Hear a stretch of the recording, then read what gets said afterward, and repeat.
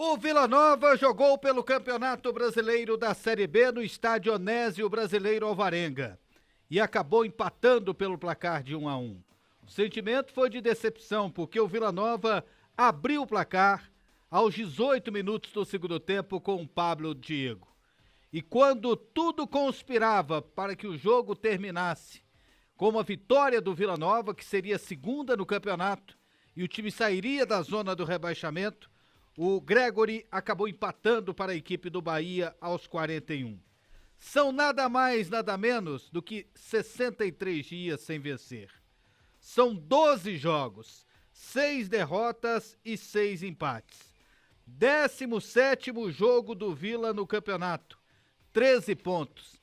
Esse foi o 10º empate do time na competição. O que dizer desse resultado?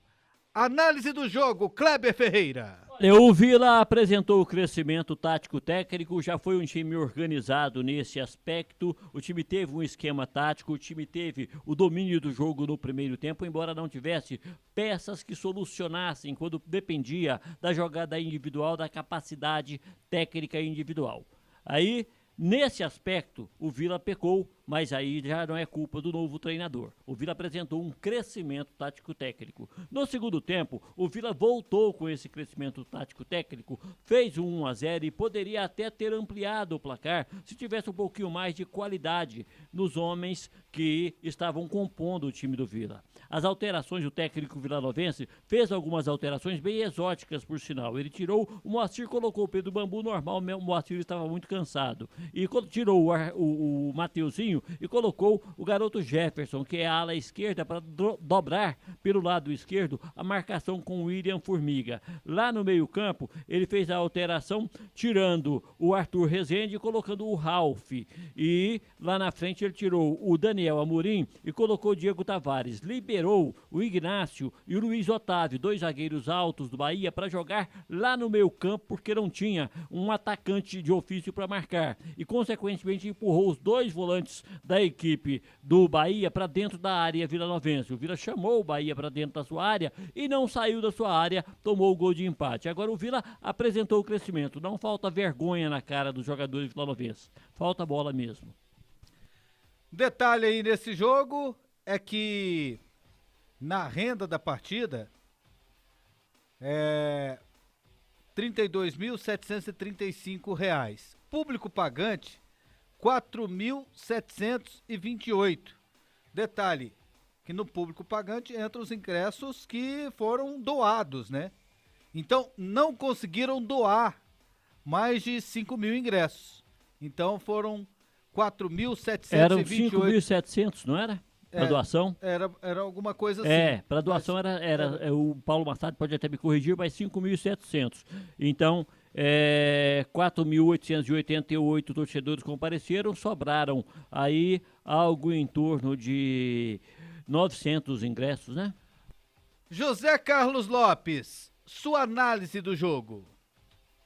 Vamos lá, primeiro tempo, domínio do Vila Nova, mas sem muita empolgação. Time organizado, mas com poucas oportunidades, 3 finalizações dentro do gol, com defesas tranquilas do goleiro Danilo Fernandes do Bahia. Mas o Vila foi um time organizado, que não passou sufoco hora nenhuma, tanto é que o goleiro Tony não teve que fazer nenhuma defesa. Segundo tempo, o Vila continuou organizado, continuou melhor do que o Bahia, e o técnico Alan Al fez uma modificação interessante. O Marlone entrou no lugar do Pablo Roberto, e ele oxigenou o meio-campo, deu criação, e o Vila cresceu com a entrada do Marlone, e fez o seu gol numa jogada que o Marlone começou com o Formiga, ela vem para a área, o Moacir sobe e cabeceia, mas não consegue achar o gol. Mas acha o Pablo Diego, e sai o gol do Vila Nova, 1-0. O técnico Alan Al voltou a mexer no time, fez uma modificação natural, o Moacir não jogava há muito tempo, entrou o Bambu, e o Bambu até que cumpriu o seu papel ali na marcação, mas ele fez outras duas que não foram boas para o time do